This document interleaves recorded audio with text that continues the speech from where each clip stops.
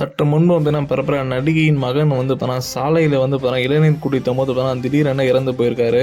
இந்த ஒரு விஷயம் தான் இப்போ சமூக வலைத்தளங்கள் ரொம்ப பரவலா பேசப்பட்டு வந்துள்ளது. இந்த ஒரு விஷயத்தை ரொம்ப பேர் பிரபலமான நடிகை தான் தகவலா சொல்லியிருக்காங்க. அதாவது என்னங்க சொல்றது, 40 ஆண்டுகளா சினிமாவில் துள்ளி விளையாடி அவர் வீட்டிலேயே முடக்கி வைத்தது காலத்தின் கட்டாயம் என்றே சொல்லலாம். அந்த அளவுக்கு ரொம்ப பேர் பிரபலமான நடிகர் தான் இப்போ ரொம்ப துயரமான சம்பவத்துக்குள்ளா இருக்காரு.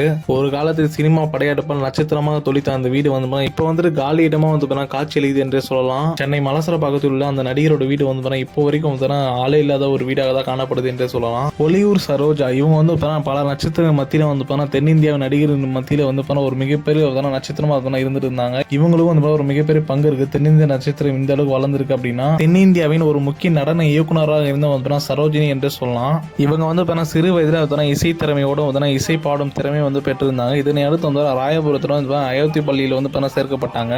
இவங்க சிறு வயதில் இருக்கும்போது இவங்க பள்ளி வளாகத்தின் மைதானத்தில் ஒரு சர்க்கஸ் காட்சியான தென்பட்டது. இதனை அடுத்து இவங்க சர்க்கஸ்ல நடிக்கும் ஆர்வத்தை கொண்டு இவங்க அங்கேயும் நிறைய நேரம் செலவிட்டாங்க அப்படின்னு சொல்லப்பட்டது. பள்ளிக்கு செல்வது நிறுத்திட்டாங்க அப்படின்னும் அங்கு நடந்த சர்க்கஸ் பயிற்சிகளை உன்னிப்பா கவனிச்சிருக்காங்க. இதனை அடுத்து அம்மா பாட்டு அப்படிங்கிற ஒரு இதுக்கு ஒரு கொரியோகிராபி பண்ணியிருக்காங்க. அந்த ஒரு கொரியோகிராபின் போது ஒரு போட்டோகிராஃபர் இவங்க புகைப்படம் எடுக்கிறதுக்காக கேட்டுருக்காங்க. இதனை அடுத்து கமல் இவர் கூட போட்டோ எடுக்கிறாங்க அப்படின்னும் இதனை அறிந்த உடனே ரஜினி அக்கா எனக்கு போட்டோ எடுத்துதாங்க அப்படிங்கிற மாதிரி கேட்டுதாங்க சரோஜினி கிட்ட. சின்ன ரொம்ப பேர் பரவலாம் அந்த ஒரு காலத்தில் பேசப்பட்டது. இதனை அடுத்து பார்த்தீங்கன்னா சரோஜினி சொல்லியிருப்பாங்க, கமலும் ரஜினி இதனோட 2 கண்கள் போன்று என்று. இதனை அடுத்து ரஜினி ஒரு பாட்டில் இது ஒரு லைனா எழுதியிருப்பாரு. ரஜினி மற்றும் கமலுக்கே முன்னணி நடிகையா திகழ்ந்தவங்க சரோஜினி. இப்படிப்பட்ட சரோஜினி வாழ்க்கை தான் ஒரு புரட்டி போட்டிருக்கு என்றே சொல்லலாம். இவங்களோட மகனு தான் ஒரு மிகப்பெரிய துயரமான சம்பவம் நடந்திருக்கு. இவங்களோட மகன் சத்தியமூர்த்தி ஒரு மிகப்பெரிய இழப்பா இழந்திருக்காங்க. இதனை அடுத்து இவன் முன்கூட்டிய சினிமாவில் ஓரளவு ஒதுங்கி இருந்தாங்க. இதனை அடுத்து இப்போ